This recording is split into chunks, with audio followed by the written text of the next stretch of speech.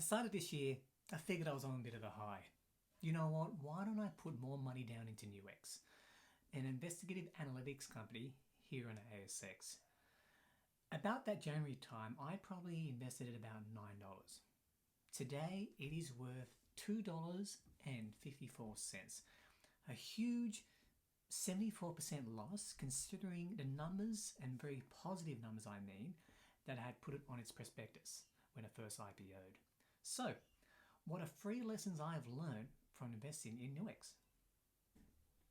Lesson number 1. Macquarie Bank, a renowned, diversified financial organisation here in Australia, played a big role in getting Nuix listed.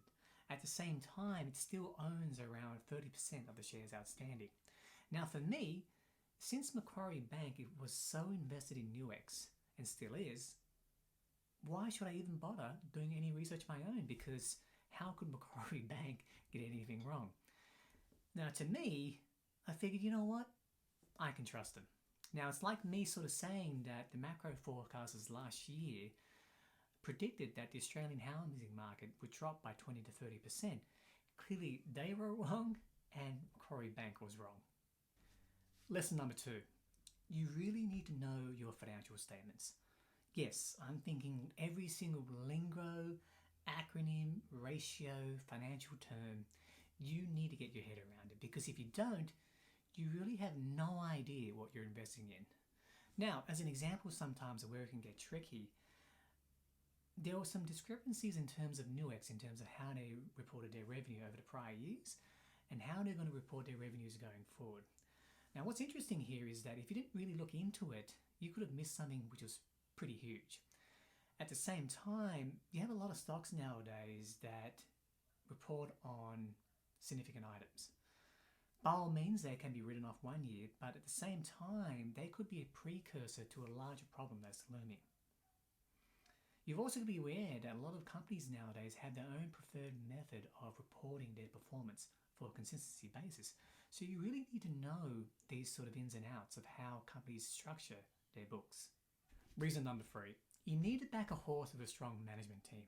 Now there's a reason why the CEO and the CFO upon listing are now being kicked out.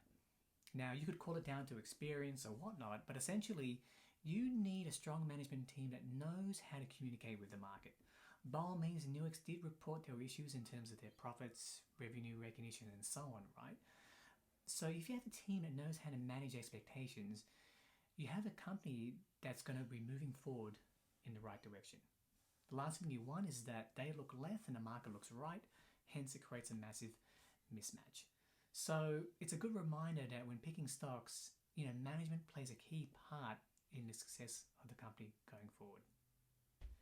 So there you have it, guys.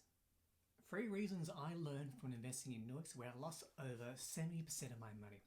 So once again, number 1, just because you have an authority figure sort of, promoting a certain stock, you need to still do your homework and you can't rely on it fully. Which leads me to the second point. You really need to know your financial statements, balance sheet, cash flow statement, profit and loss. You really need to understand how a business operates, and numbers behind it are very important. Thirdly, never discount the importance of a strong management team in terms of the future success of the company. So there you have it, guys. Now, by all means, once Nuix gets out of the limelight, they resolve their ongoing court issues, and management puts more focus in execution, it's a stock that I'll continue to hold.